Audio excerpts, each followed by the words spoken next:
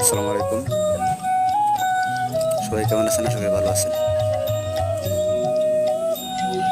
দেখতে পাচ্ছেন সবারই গাছ। ওই পাশের গাছটা লাগাইছিলাম 2 বছর বয়স হয়েছে, মোটামুটি বড় হয়ে গেছে গা। আবার এর পাশে যে আছে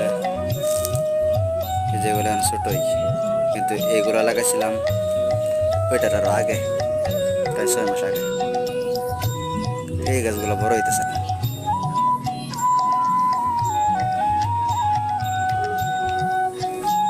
অবশ্য যত্ন তেমন করে নাই।